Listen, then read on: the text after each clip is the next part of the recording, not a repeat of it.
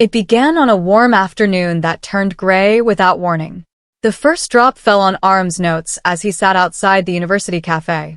Students started running for shade, laughter echoing through the courtyard. The air smelled of wet earth and coffee. Zara hurried from the library, clutching her books to her chest. The wind blew her scarf across her face as the rain grew heavier. She spotted the cafe, her only shelter nearby, and sprinted through puddles. Inside, the cafe was crowded and noisy. Zara shook the rain off her hands and looked around for an umbrella someone might have left behind. Her eyes landed on one resting by the counter. Black, simple, a bit worn. She reached for it. At that exact moment, Arham walked up from the other side of the counter. He reached for the same umbrella. Their fingers brushed. Both froze, surprised, a little embarrassed. Zara looked up, startled. Arham smiled, half apologetic, half amused. She noticed his dimples. He noticed the raindrop trembling at the edge of her eyelash. Neither said anything for a few seconds. "You take it," Arham said, pushing the umbrella toward her. "But you're soaked already," she replied, hesitant. He shrugged. "I'm used to it." Their voices mixed with the soft hum of rain and chatter. Zara hesitated. She wasn't sure if she should thank him quickly or stay a moment longer.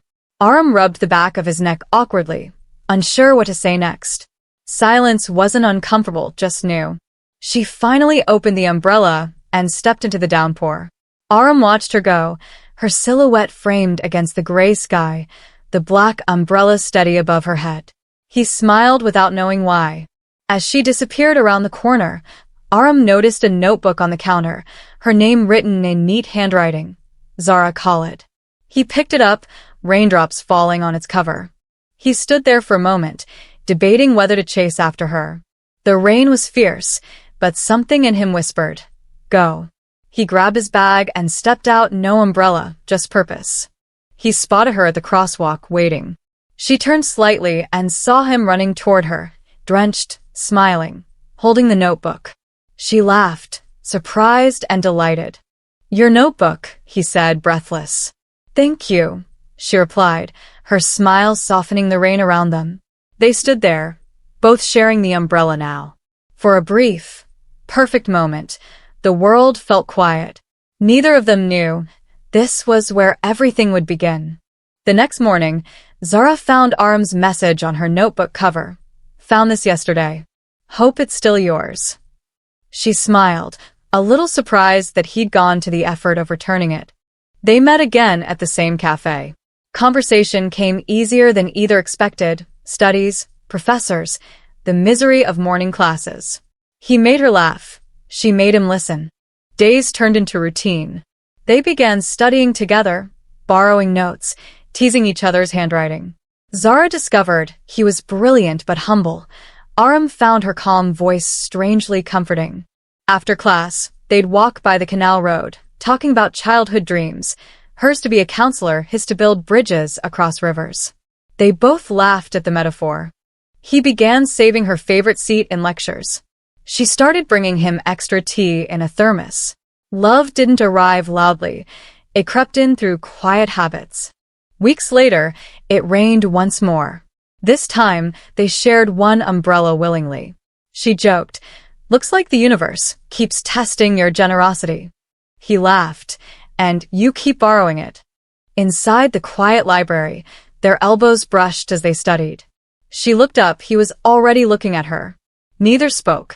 The silence said enough. At the university cultural night, fairy lights hung above the lawn. Arham found Zara among friends, wearing a blue dress that matched the evening sky. For the first time, he forgot words. Later, as fireworks lit the sky, she said quietly, "You make life feel simple." He replied, "You make it worth the effort." They both laughed to hide how true it felt. Arham gave her a small keychain, a tiny bridge charm. "For the bridges you'll help others cross someday," he said. She didn't know whether to smile or cry. Before leaving that night, he whispered, "I'll never let anything come between us." She believed him, because back then, love felt unbreakable. Later, alone in her dorm, Zara replayed the night in her mind. She smiled at her reflection, unaware that this was the start of something that would one day test every word they spoke. It was almost midnight when Arham and Zara left the library. The campus was quiet, lamps flickering in the distance. Their steps echoed on the empty path as laughter softened into silence. They sat on a bench near the lake. Zara spoke about her fears of losing people. Arham admitted he never really trusted love before. Their voices were low, as if afraid the night might overhear. A nearby lamppost buzzed and blinked, throwing their faces into patches of gold and shadow. "Even light gets tired," she said softly. "Maybe that's why it flickers." He smiled. "Or maybe it's just alive." A sudden gust lifted Zara's scarf into the air. Arham caught it before it flew away. Their hands met, warm against the cool breeze, and neither moved for a moment. He looked at her for a long time, eyes filled with something between courage and fear. "Do you think love can last forever?" he asked. She whispered, "Only if both people keep choosing it." Silence fell again. Their shoulders brushed, breaths synchronized. It wasn't planned, just inevitable. The distance that once protected them had disappeared completely. Arham finally said, "I'll never let anything come between us. Not time, not distance, nothing." She looked at him, eyes shining, believing every word. Tiny drops began to fall again, as if the sky was listening. Zara laughed, holding her palm out. He covered her hand with his. "Looks like it's blessing our deal," he said. They ran under a large neem tree. Rain fell around them in silver sheets. Their laughter turned into quiet breaths. Her hair clung to her face, his shirt soaked, both glowing in dim light. Without thinking, she stepped closer. He wrapped his arms around her, not possessively, but protectively. For the first time, the world outside that moment felt irrelevant. As the rain slowed, they walked back toward the hostel gates. "Same time tomorrow?" she asked. "Tomorrow and every day after," he replied. That night in her room, Zara lit a candle on her desk and opened her diary. She wrote, "He said forever, and for a moment I believed him." Arham moved into a small rented flat near his new office. The walls were bare, the nights quieter than he liked. He thought of Zara every time he made tea for one. Back in Lahore, Zara's days revolved around classes and counseling assignments. She still saved his seat in the library out of habit, even though it stayed empty. At first they called every night, then every other, then sometimes not at all. Conversations that once flowed began to stumble over tired. "How was your day?" exchanges. Zara typed long paragraphs she never sent, small confessions, insecurities, longing. Each night she deleted them before pressing send. Arham's work piled up. Deadlines, site inspections, endless noise. He didn't notice how her name stopped lighting his screen. She sat with her friends in the cafeteria but scrolled through old photos instead of eating. Their laughter sounded distant, like echoes from a life that wasn't hers anymore. Her birthday came and went with only a late-night sorry busy day. She said it was fine. It wasn't. That single text rewrote their closeness. Arham promised a weekend visit that never happened. She stopped asking. Instead, she began journaling again, writing to fill the spaces he used to occupy. When she called, he answered half awake. When he called, she was busy pretending not to care. Both blamed time. Neither admitted hurt. Zara wrote a letter on paper, not screen, about missing his laugh, about fear that love fades quietly. She folded it neatly and hid it in her drawer. A thunderstorm hit his city. Power went out. In darkness, Arham suddenly remembered her fear of lightning and reached for his phone, but stopped midway. "She's fine," he whispered to himself. Zara woke to an empty notification bar and realized this quiet, was what distance truly sounded like. She whispered his name once, softly, as if to let it go. Zara called him after 3 days of silence. The phone rang until it went to voicemail. She waited a moment, then called again, hoping he'd just been busy. Arham's phone buzzed on the couch while he lay half asleep after another long workday. He saw her name flash once, then fade. "I'll call her back," he murmured, and didn't. Zara sat by her desk, phone in hand, watching the seconds tick past midnight. Each minute felt like proof that she wasn't a priority anymore. The next afternoon, Arham finally texted, "Sorry, long night at work." She typed "It's okay," deleting 3 longer messages before sending that one. Their calls became mechanical. "How's work?" "Fine." "You ate?" "Yeah." Words once filled with laughter now hung like dead air between them. Mid-conversation, his connection lagged and her voice cracked into static. The call ended abruptly. Neither tried to call back. Maybe they were both relieved. Later, Zara scrolled through old voice notes, his laughter, his teasing. She smiled at one, then suddenly cried. The contrast hurt too much. Arham woke late again to 6 missed calls from her the previous night. He stared at the screen, guilt tightening his chest, then turned it face down. "Why do I always call first?" she whispered to her reflection. Her own eyes looked tired, the kind of tired that doesn't come from sleeplessness, but hope running out. He told himself he needed space, that love should feel light, not heavy. But even in the silence, he couldn't ignore the loneliness he'd built himself. That night, Zara called again. This time he answered, but only to say, "I'll call you later, okay?" She whispered, "Sure," though both knew he wouldn't. She placed the phone down, muted the ringtone, and turned off the lights. For the first time, she didn't wait for his call. The silence felt painful, but freeing. It started with something small. Zara teasingly asked why he hadn't replied all day. Arham said, "You know how busy I am." She smiled, but her eyes clouded. Busy had become his excuse for everything. The next night, she called to talk. His tone was clipped, distracted. "You're overthinking," he said. She wanted to scream. "No, I'm just lonely." But she didn't. When she asked if he still cared, he snapped, "Of course I do. Stop acting like I don't." His voice echoed through the call, sharper than he meant. Silence followed. She whispered, "You've changed." He replied, "Maybe you just don't trust me." The line went dead, not because of signal, but choice. Both sat staring at their screens in different cities. Neither texted first. Pride built a wall taller than the miles between them. Hours later, Zara texted, "I'm sorry if I overreacted." Arham read it, typed "It's okay," then deleted it, choosing silence over softness. They talked again the next day, like nothing happened. "How's work?" "Good." "How's uni?" "Fine." Both smiled through screens, pretending those cracks weren't spreading. He forgot her upcoming presentation. When she reminded him, he said, "You never told me." She did twice. And for the first time, her voice broke mid-sentence. "I just wanted you to care," she said softly. "I do care," he replied, but it sounded tired, not convincing. The difference between love and effort was becoming visible. He told her she was becoming clingy. She told him he'd become careless. Each word pushed them further apart, like waves hitting opposite shores. That night ended with him saying, "Maybe we just need a break." Her silence lasted long enough for him to realize she might take that as goodbye.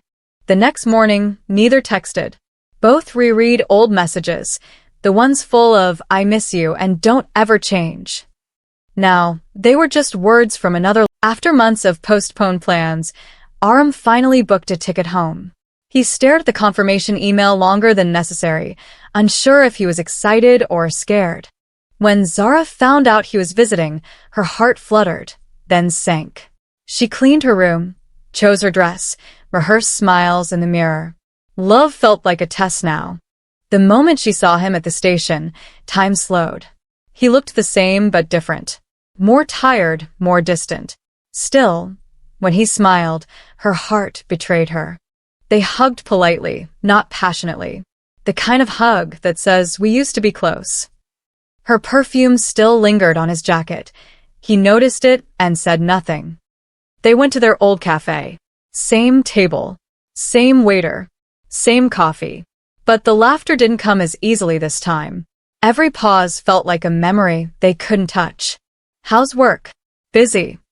"How's university?" "Stressful." They smiled politely, sipping silence. Love had become a language they'd forgotten how to speak. Zara looked at his hands, calloused, restless. He looked at hers, fidgeting with the straw. Both noticed the same thing. They no longer reached for each other first. They walked side by side in silence. Streetlights stretched their shadows, but never let them touch. Every step felt like trying to fix something already broken. At her gate, he said, "You look good." She smiled faintly. "You look tired." It wasn't flirtation. It was honesty, too gentle to heal, too late to matter. He wanted to say, "I missed you." She wanted to say, "Don't go yet." But both chose the safer words, "Take care." "You too." And just like that, love stepped back into politeness. In the taxi, Arham stared out at the city lights. Every road reminded him of a place they once laughed together. Regret sat beside him like an old friend. Zara lay awake, replaying the visit. The hug, the silence, the goodbye. She realized distance wasn't miles. It was moments no longer shared. It was past midnight. Zara lay awake, scrolling through social media, half out of boredom, half from habit. Then she saw it, a photo of Arham at dinner, smiling beside a woman she didn't know. Her thumb stopped mid-scroll. The caption read, "Team dinner after a long week. #workfam."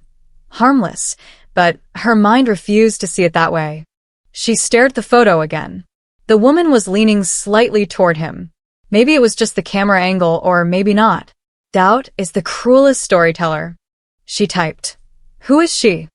Then deleted it. Typed again. "Looks like fun." Deleted that too. Finally, she just locked her phone and sighed, eyes burning. Zara tried convincing herself it was nothing, but jealousy doesn't listen to reason. It lives in the quiet moments, whispering what if until morning. Arham woke to sunlight streaming across his room. He checked his notifications, liked comments, a few messages, nothing from Zara. He shrugged, assuming she was busy. By noon, she couldn't hold it in. She called. "Who is that girl?" she asked, her voice calm, too calm. He laughed lightly. "A colleague." "Why?" "That's all." "Yeah, Zara. That's all." The silence afterward was heavier than any argument. "I just wish you'd told me," she said. "I didn't know I had to report every dinner," he replied. The way he said it, tired, defensive, cracked something inside her. After hanging up, she buried her face in her hands. She wasn't angry, just exhausted. Exhausted from giving trust that kept getting tested.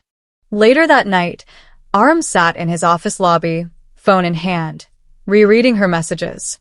He whispered to himself, why does she always think the worst? But a part of him knew why. He'd stopped making her feel safe. Zara opened the post again, hovered her thumb over the picture, and quietly pressed unfollow. It wasn't pettiness, it was self-defense.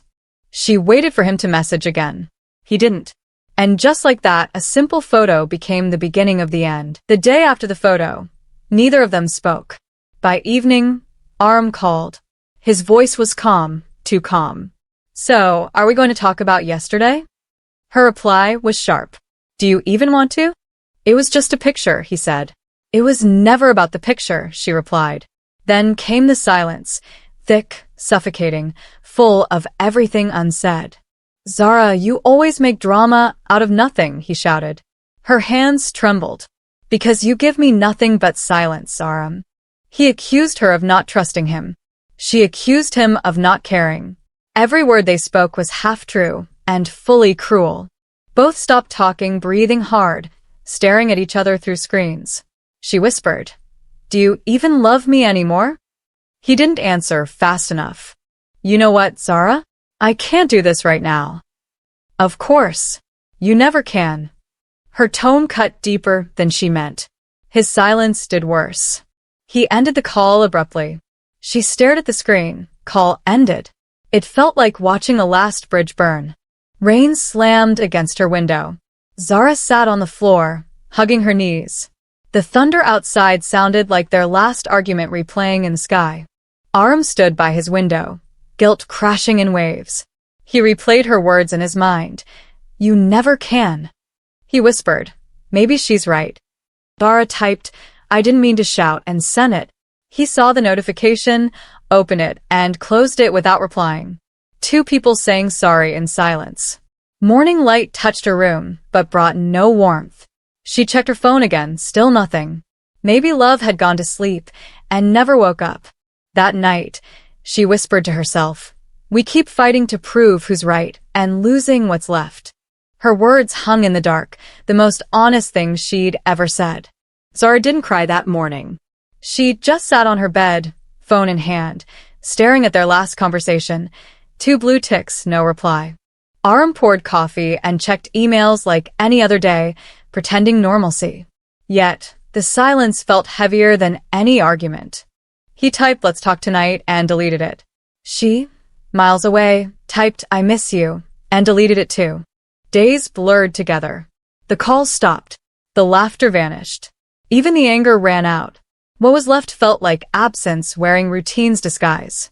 A friend asked Zara, "How are you two doing?" She smiled automatically and lied, "We're fine." That lie hurt more than the truth ever could. He dialed her number once, hesitated, and ended it before the first ring. Sometimes love doesn't end, people just stop trying.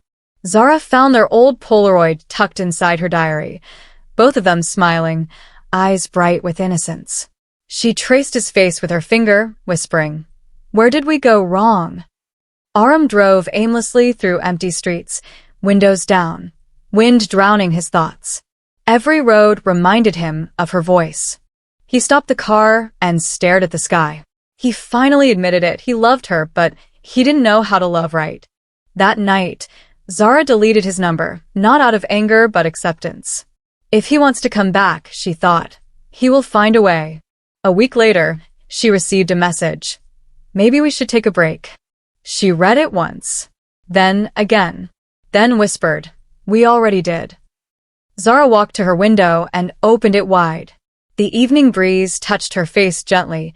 The world kept moving, even without him. The same sun rose over 2 cities. Arham made black coffee. Zara poured tea. Different cups, same emptiness. They both stared out their windows, pretending not to think of each other. Arham buried himself in work, spreadsheets, site reports, endless meetings. But even in the crowd, silence followed him like a shadow. Zara began her internship at a counseling center. She listened to others talk about heartbreak, giving them advice she couldn't follow herself. Every little thing reminded them, his favorite cafe song, her old perfume, the same rain hitting glass. Memories visited like uninvited guests. Sometimes she opened their old chat window, typed long messages, then saved them as drafts. Love hadn't ended, it had just gone quiet. "Man, you're always serious these days," a colleague teased. Arham laughed faintly. "Guess I grew up." But inside, he knew he'd just stopped feeling alive. On weekends, Zara sat in the park with a book she never read. She watched strangers laugh, realizing she'd forgotten how. One Sunday afternoon, Arham passed the same cafe they once loved. Zara had left 5 minutes earlier. Sometimes the universe keeps lovers close enough to ache, but never enough to meet. Zara began journaling again. "Dear Arham," she wrote, "I hope you're okay. I hope you still drink your coffee too hot." It wasn't for him anymore. It was for her healing. He came home late, tossed his keys on the table, and stared at the ceiling. It was quiet, too quiet. The kind of quiet that makes memories loud. Ash realized one day that her heart didn't ache as sharply anymore. The pain had softened, not gone, just gentler, like an old scar. Months later, both looked into their mirrors, different places, same moment. He whispered, "I hope she's happy." She whispered, "I hope he's healed." Neither knew the other said it too. Zara received a message from an old classmate. "Hope to see you at my wedding this weekend." She almost declined. Then something inside whispered, "Go." Across town, Arham ironed a white shirt, wondering why he'd agreed to go.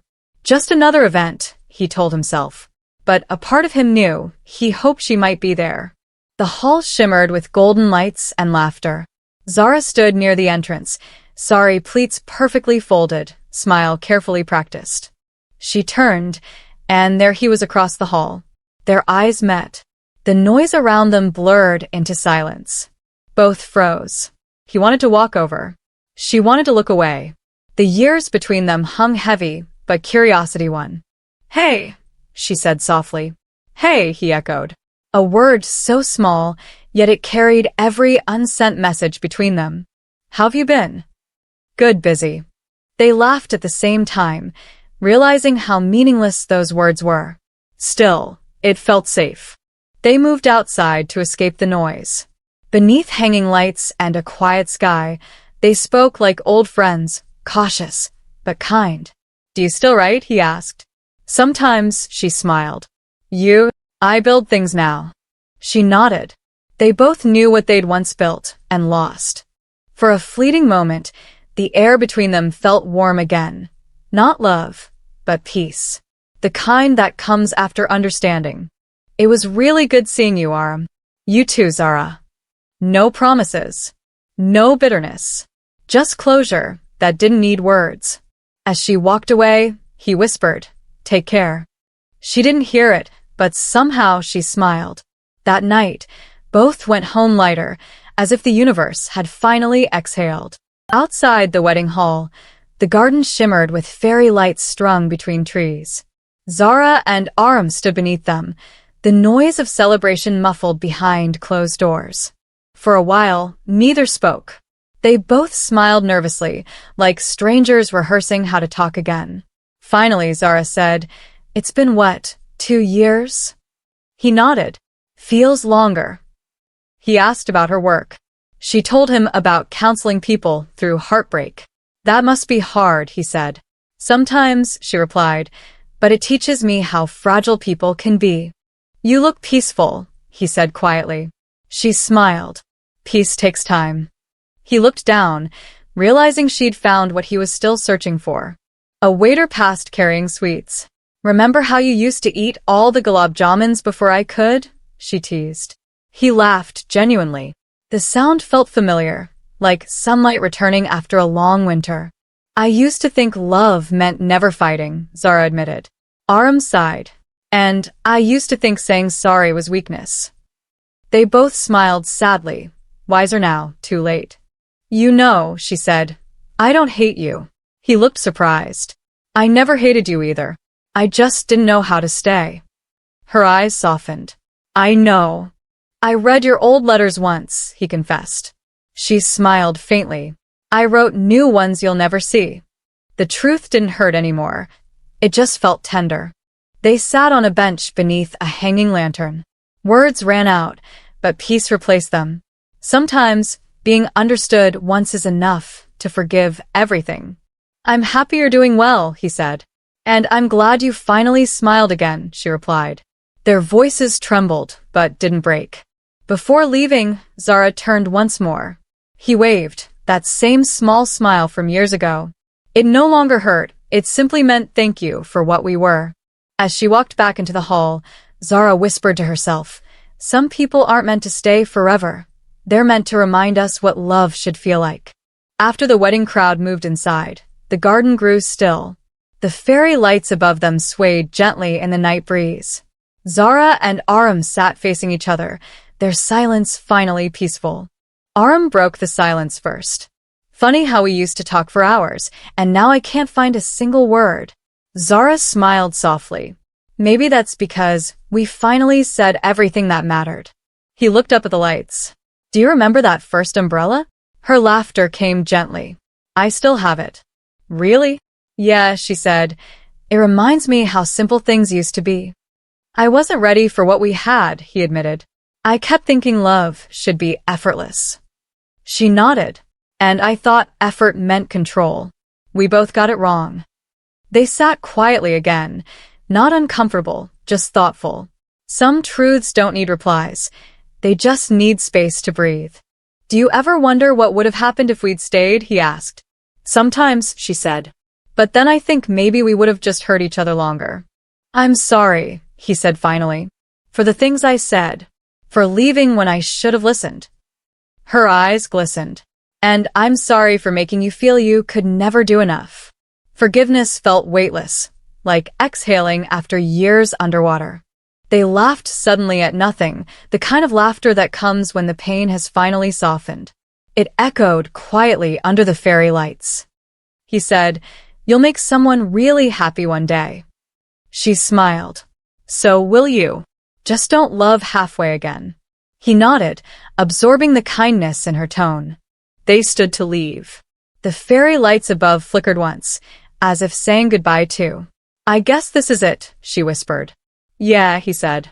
"But I'm glad we got to end like this." Zara walked back toward the hall. Arham watched her go. No tears this time, only gratitude.